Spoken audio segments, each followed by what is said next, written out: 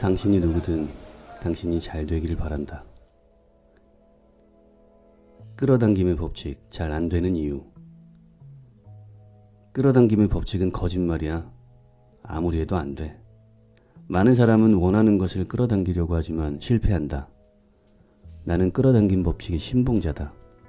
끌어당김의 법칙은 우리가 생각한 대로 모든 것을 창조한다. 2000년대 초반 론다본의 시크릿이 선풍적인 인기를 끌면서 국내에 끌어당김의 법칙이 소개되었다. 다큐멘터리로 제작된 시크릿의 마지막 장면에 론다본이 해변에 글씨를 쓴다. Feel good. 끌어당김의 핵심은 감정이다. 좋은 감정, 초연한 감정, 당연한 감정이 있어야 한다. 돈이 당연히 들어온다고 믿는 사람은 당연한 감정을 느끼기 때문에 돈이 창조된다. 많은 사람이 끌어당김에 실패하는 이유는 원하는 것을 생각할 때 좋은 감정이 아닌 나쁜 감정이 생기기 때문이다. 100억 원을 가진 부자가 되고 싶어서 100억 원을 가진 자신을 상상할수록 현재 궁핍한 자신의 신세가 처량하게 느껴진다. 의식에서는 100억 원을 가졌다고 말하고 있지만 무의식에서는 몇만 원밖에 남지 않은 통장 잔고와 각종 고지서를 떠올리며 한숨이 나온다.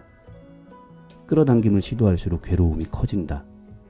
부자를 꿈꾸지만 괴로운 감정을 느낄수록 빈 통장을 확인하는 현실이 창조된다. 혹시 당신 인생에 우울하고 불안한 일들이 계속 창조되는가?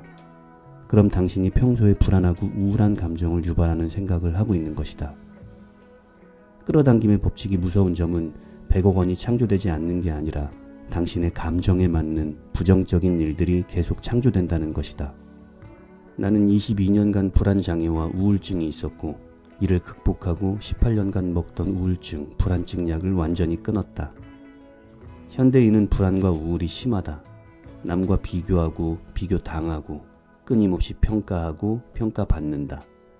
과거에 집착하고 어떻게 펼쳐질지 모르는 미래가 불안하다. 불안과 우울이 심한 것은 정상이 아니다. 정신병이다.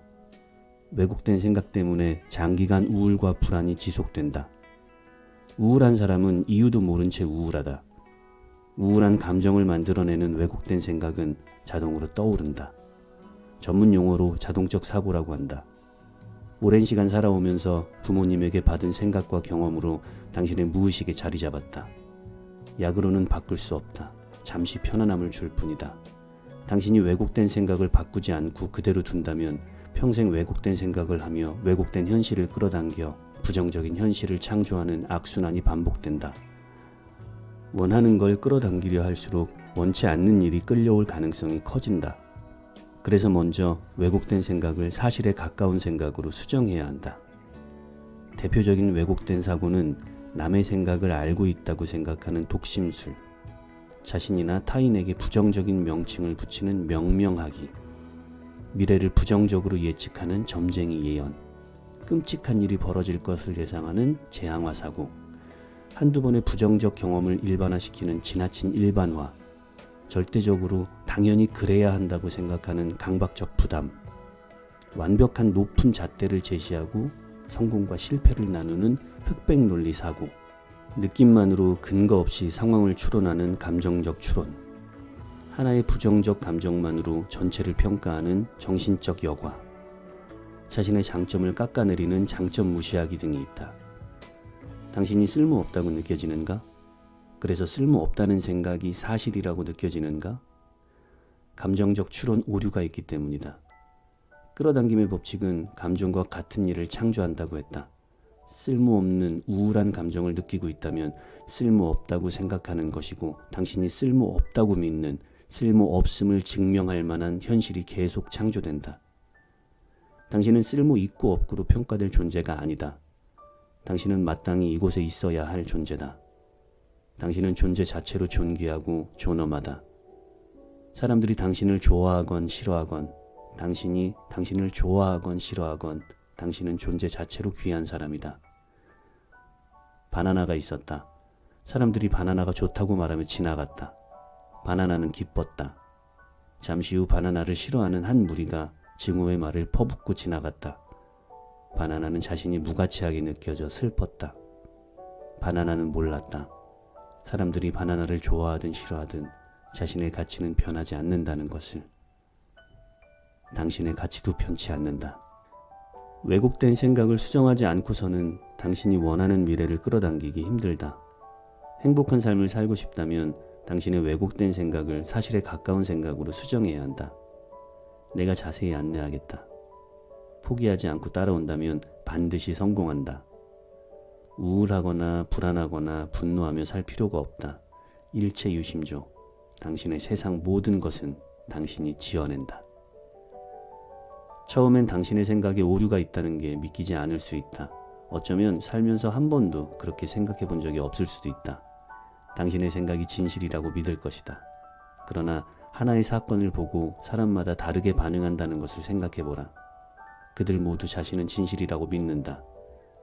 A는 자기 앞에 놓인 사과를 크다고 믿고 B는 작다고 믿는다. 사실 그 어느 것도 정답은 아니다. 둘레 18cm의 사과가 정답이다.